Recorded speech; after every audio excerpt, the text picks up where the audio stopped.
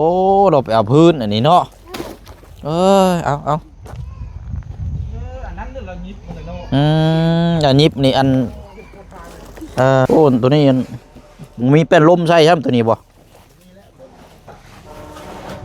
โอ้ไปเลย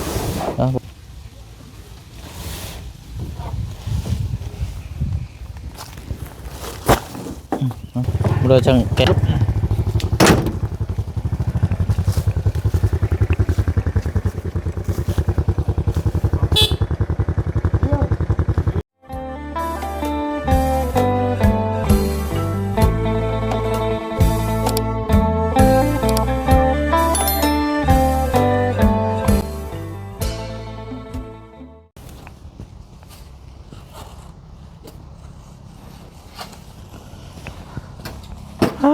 เนาะเป็นที่ใดเนาะใช้เจ้าของเฮือนซานเงียบเงาคือเก่าบ่ไปเห็นงานอยู่โรงงานแหละโอ้ขักแล้วนี่เนาะได้ยินข่าวว่าเป็นกรรมกรจับอันขับแมคโครตั้งน้องเจืองพี่น้องเนาะเอาถือว่ามาต่อกันเนาะ2-3 มื้อผ่านไปกลับมารอบนี้หลังคาโบกเรียบร้อยพี่น้องเนาะสำหรับทางของน้ำแต่ว่ายังขาดปูนจำนวน3 สอบเนาะก็ได้ซื้อมา3 กระสอบแล้วก็แก้เข้ามาไว้ให้ทั้งสร้างคนเอาลงเนาะพี่น้องเนาะเอามาติดตามมาเบิ่งมาชมน้ำกันบัดนี้พี่น้องเนาะสำหรับทางของน้ำเจืองที่เฮาติดตามแล้วก็เบิ่งผลงานน้ำกันอีกเนาะพี่น้องเนาะกราบทักทายสบายดีและสวัสดีพ่อแม่พี่น้องเบิดสุขุสุคนเด้อพี่น้องเนาะพบเจอกันอีกคือเก่าถ้าผลอากาศนี่รู้สึกว่าย่ำบ่รอดแล้วมื้อนี้พี่น้องเนาะลงเม็ดเลยบ่อยู่บ่เลยบ่ทั้งเมียกับบ่อยู่บ่ช่างเอาเมียมันจะใส่ได้เอาตัดภาพมาเบิ่งทางนี้ก่อนโอ้ขักแล้วนี่เนาะคอนนี่โอ้คอนเฮาเดือลายเท่เนาะยาวเท่าไหร่หอดบ่จัก60บ่คิดว่าบ่ได้ใส่ขอบบ่ใส่ขอบก็เลยลืมยาวตัดหักคือว่าแล้วมันเลยใช่แล้วมันนั่นแหละมันพอดีละเนาะเอาก็ฮอดมาแล้วฝนตกเลยอันนี้โอ้หักล้อนี่เนาะ ทางในก็แล้วแล้วว่ายังระบบว่าข้างในยังเหลือแล้วผมเหลือให้คน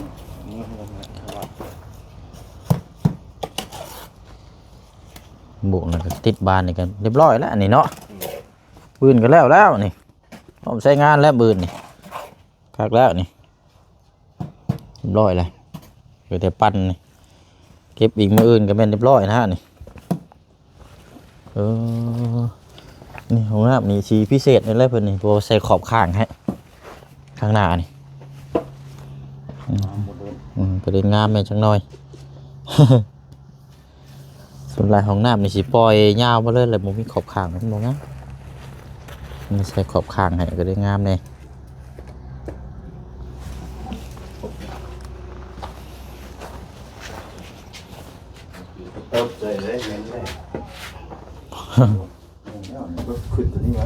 แต่ข้างในเนาะข้างในบริสุทธิ์อันนั้นมาชับมีไผแนนสร้างเขามาหาเมื่อนี้บุญบัจันเบาเล่าเอาสักทีดอกฉันเนาะ3 บ่าวเนาะเบาเถ่าเนาะบ่าวเมียบอกมาน้ำบ่าวเมียบอกมาน้ำผู้บ่าวลูกติดเนาะกระเมียนแต่พอห้างลูกอันเมียนพอลูกอ่อนเอาบุยูเลยอันนี้เนาะไปใช้น้องห้างกับบุยูบ่จะไปทางใดล่ะยังแต่น้องเสียงถึงน้องเชียงคือเก่าหันบ่โอ้ยมันก็แล้วนี่เป็นทางใดเด้อกว่าตกปลาหน้าเหือแล้วนี่ถามทางน้องเพิ่นอันเจืองนั่นไปเฮ็ด ขับรถนั่นรับจ้างขนมันบ่ ตักมันเด้เขาโซเวียตสอนครับรถตักมันให้รถ โอ้แล้วเนาะ เป็นคุยกับเวียดผู้เรื่องเขาก็เลยเอา คนเว้าเวียดได้นะเขาก็เลยเอาไปเฮ็ดงานซะเนาะ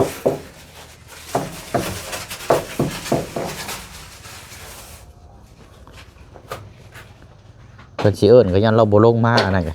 เอิ้นมันยังหมุนเข้าไปในห้องโดนแล้วฮะ ให้เอิ้นให้หนี เนาะ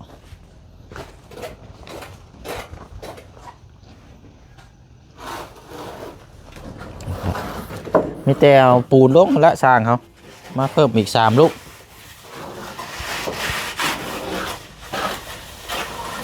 เพิ่มอีก3ลูก3หน่วย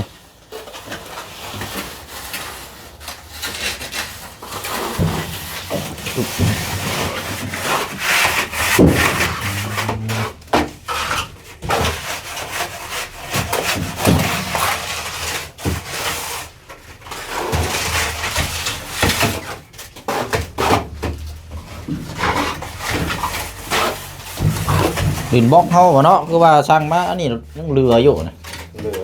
อ๋อ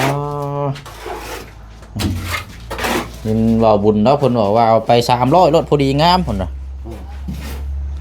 เหลือได้ประมาณ60พุ่นบ่จักนี่เนาะโอ้ย60 70พุ่นละเบิ่ง50จังกะประมาณ250นะพอสั่งมา300ก้อน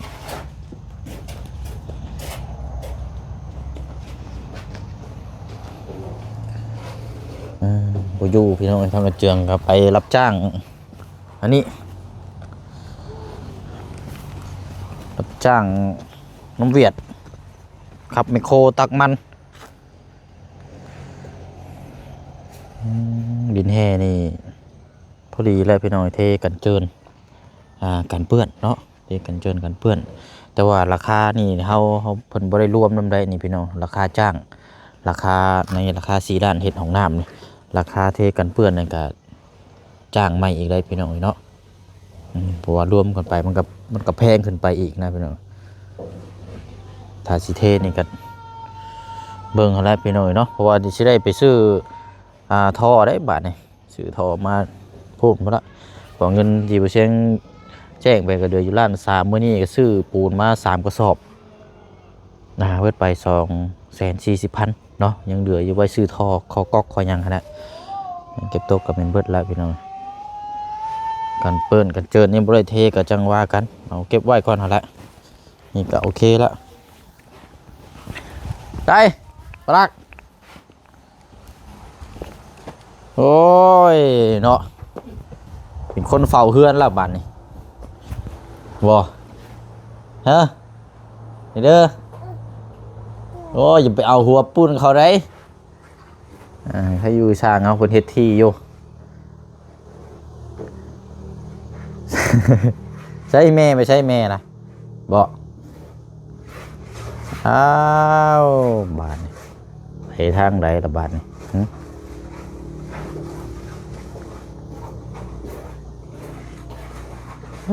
คือจะยินว่าทางอันผู้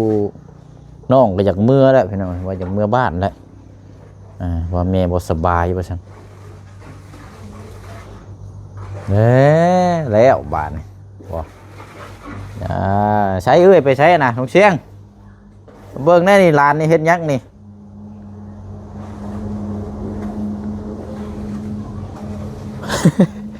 มันสิเอานี่นะหัวป้อนเขานี่มันยุ่งอีกแล้ว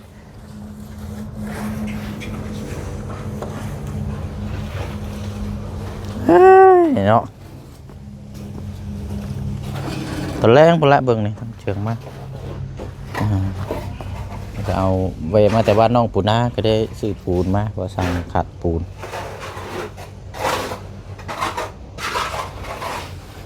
ก็คือสิตกช่ำนี้นี่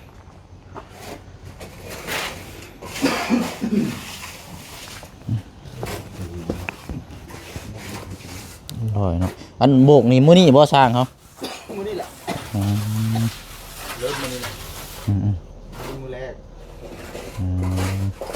โอ้ ตัวนี้มีเป็นลมใช่ครับตัวนี้บ่โอ้ ไปใช่ บ่เป็นหยังสักคันว่า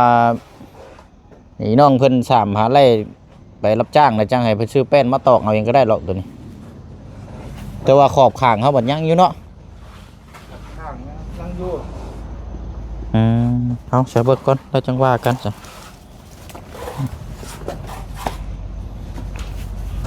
ขอบข้างเนาะไว้ในพื้น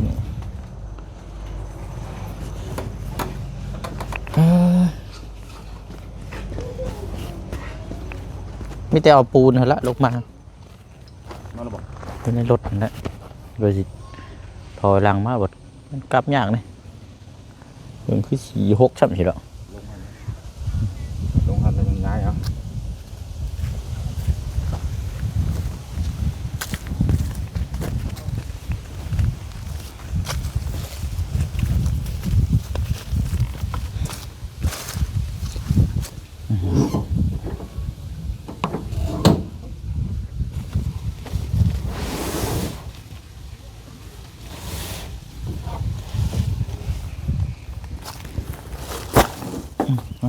เราจังแก้ไปอีกเท่าหนึ่งบ่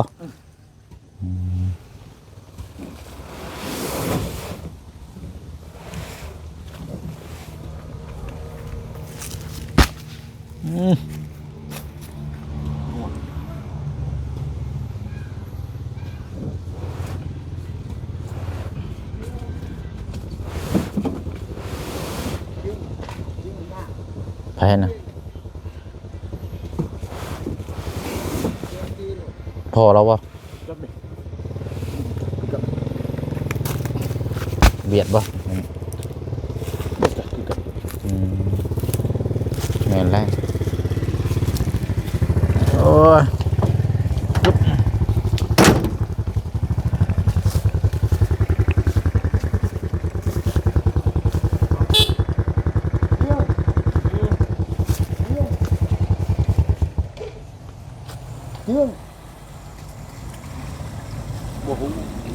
บ่อยู่ เชื่องไปแล้ว ไปแล้ว ไปเฮ็ดเวียกแล้ว ไป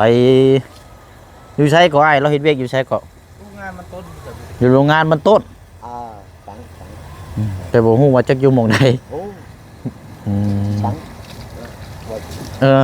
จักชะรถนะบ่อยู่แล้วไปตามเบิ่งโรงงานก็ได้ ต้องน้อยคำ จังมากก็ได้ใช่ ได้ปุย เสียงหยังบาดนี่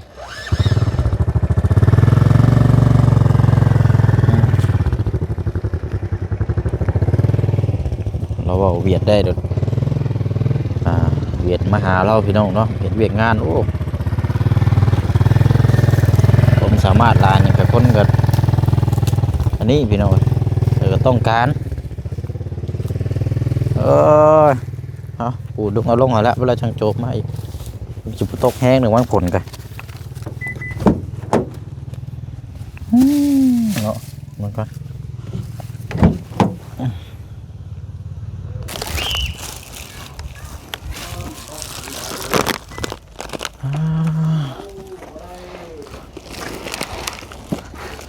เอาช่างเขาจักสิชื่ออย่างมาฝากว่าสิเอาก็ต้มมาก็ยันว่ามันเน่าหรือว่าเอาเนี่ย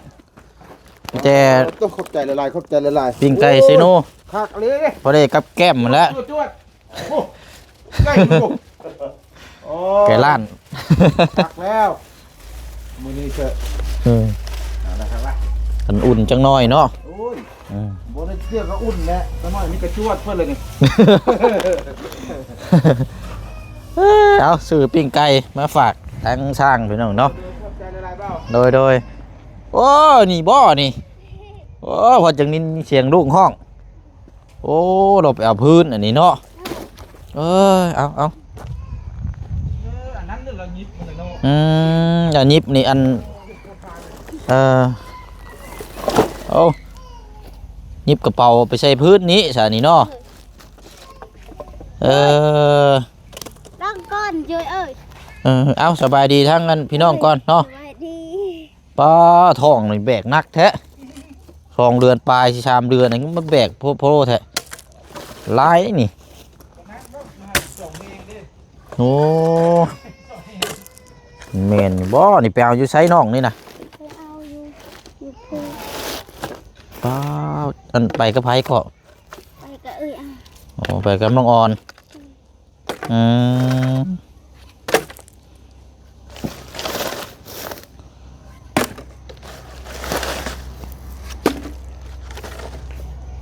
โอ้ยังได้จักรอบแล้วมื้อนี้น้อง เอาไป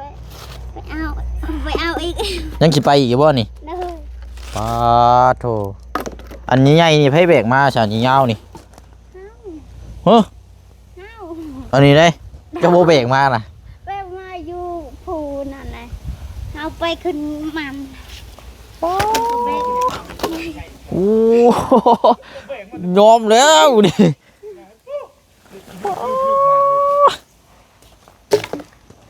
พูดดีนี่อืมเอานั่งก่อนพูดเด้อนี่เนาะได้หยังมาบัดนี้หวาย ว้าย อืมลงมาเร็ว ใช่ มาลงมาเอา ลงมาเอาเด้อมาเอานมตอนออกนี่ธรรมดาอยู่นั่นเบรกนั่นที่เนาะโอ้เกี่ยวดีนี่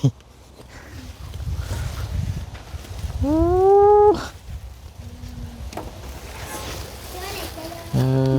อ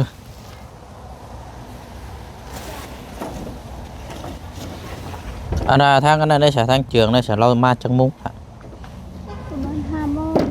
อันว่าเฮ็ดเป็นรายวันบ่หรือว่าเฮ็ดเป็นไรนี่นะไปแต่จังมุ้ง ไปแต่6 โมงมันไป ไปเฮ็ดเวียกแต่6 โมง เออ พอกลับเลยใช่ป่ะนี่ กลับ5 โมง 5 โมงแรงเอาอีกจังน้อยซะเนาะ เออ ไปเฮ็ดอยู่ไสเกาะหมองเฮ็ดเวียกนะไกลแต่บ่ ใกล้ชวนน้องช้อน หมองสวนน้องชอนหั่นบ่ เด้อ อยู่หั่นบ่เดี๋ยวนี้กะ อยู่หั่น เออข้าวน้ำก็กินอยู่หั่น กิน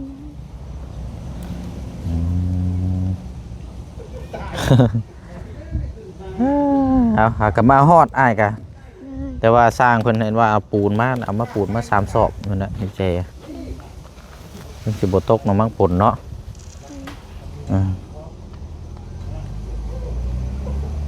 ปูนมาเพิ่มอีกอันรถจักรนั่นซ่อมบ่ได้เลยรถจักรน่ะเนาะ เลย เพิ่นว่ารถจักรว่าเจืองเนาะไปแก้เอามาเนาะปืนกะอันนี้น่ะรอบแรกบ่นี่นะคือตัวยันพุ่นตัวใหญ่ยันบ่รอบแรก เล น่ะ ย โอ้ดีนี่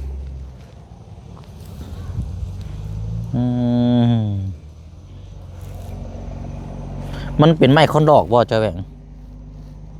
ย ตัวใหญ่นะ เลยตัวไหน แบกมาแต่หม่องผู้อันบ่เชียงไปหาอันเจืองมื้อนั้นบ่ เลย อู้ยพี่น้อยมันประมาณอยู่6-7 กิโลเอาเบิ่งได้โน่กำลังในช่ำท้องกำลังเริ่มใหญ่เลยอันนี้ก็บ่ได้ไปหาหมอจักเทื่อได้ท้องเจ้าน่ะเนาะ เลย บ่ได้ไปผ่าคันผักหยังซับ บ่ ปล่อยแบบธรรมชาติเลย เลย แล้วพี่น้อย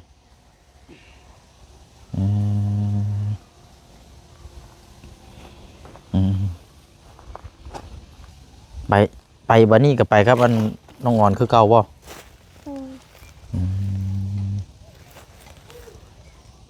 เข้าไปทางได้ทางมันน่ะเนาะ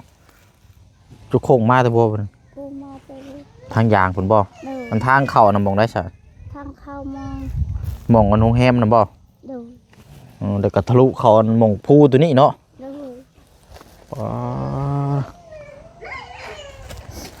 โหนี่เด้อนี่เนาะน้องออนก็ไปนำบ่รอบนี้กะ เราไป ฮะ เราไปไปน้ำกัน ไปนำกันบ่ เลย อ๋อเนาะคันว่ามีล้อมีหยังก็จังว่ากันนี่บ่มีเนาะ เลย คันมีล้อก็สิอยู่ใส่มาอยู่บ่ มา ฮะ มา บ่มีล้อเนาะ ดู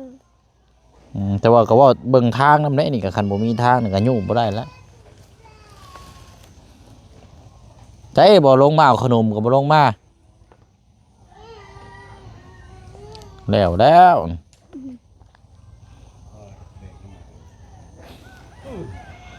นั่นแต่คนง่ายนะ โพดโพ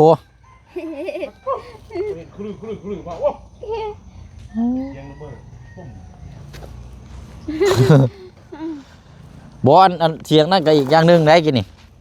ต้มอยู่พุ่นเนาะจักสิเป็นยางระเบิดบ่ไหนแหละแต่นี่ก็แม่นนี่เฮ้ยเนาะเอาบ่ลงมาครับเอาไว้ให้พลัก ไป แน่ เด้อ คือว่าน้องอยากเมื่อบ้านแล้วบ่ ดู อืมบัดนี้เมื่อได้บัดนี้ จักละตามมาเจอ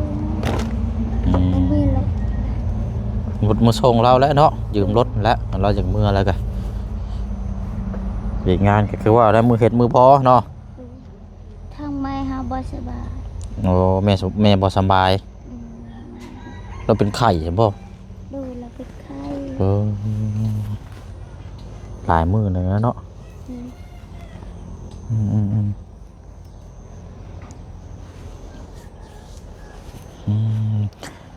อันนี้ไปเอาไว้ชื่อว่าบัดนี้คือสิว่าไปจับขึ้นมาเลยยังไปหายอยู่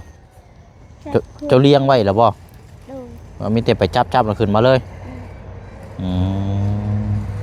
จังโมงได้สัก3 โมงปลายเนาะอีกรอบหนึ่งเนาะไปน้ำกันกำลังอ่อน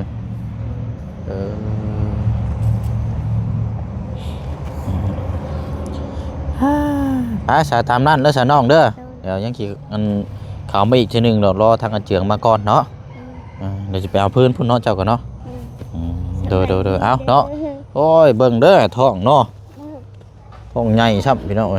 เบิ่งได้แบกพื้นนั่นตัวนี้ยังธรรมดาอยู่อันเทถุงนี่อันตัวนี้ได้พี่น้องอันนี้โอ้โหปวดโพลึงอยู่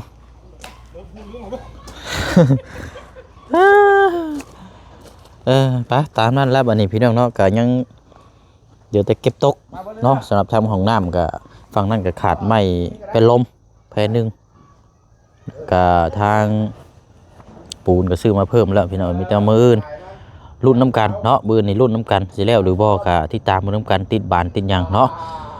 เฮกับชายนี่ยังพี่น้องเทกระจัดกันเจิดนั่นแต่ว่าราคานี่เฮาสิจ้างเพิ่นมาอีกทีนึงได้นี่พี่น้องเพราะว่าราคาตัวนั้นเฮาคุยแต่เฮ็ดซ้ำนี้เนาะบ่มีก็แม่นว่าให้น้องเพิ่นซาแฮว่านี่ก็เอาซ้ำนั้นก่อนก็ได้นะพี่น้องเนาะไปเนาะคลิปนี้ก็ลาพี่แล้วน้องไปก่อนเดี๋ยวเพิ่มเติมจังไดเดี๋ยวทอทางอาเจืองมาก่อนเนาะพี่น้องเนาะจังพูดจังคุยนำกันอีกเนาะคลิปนี้ลาก่อนบ๊ายบายเลยพี่น้องเด้อเนาะสบายดีเนาะ